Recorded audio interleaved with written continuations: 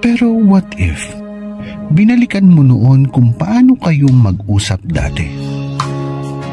Kung gaano ka kasaya habang kasama mo siya.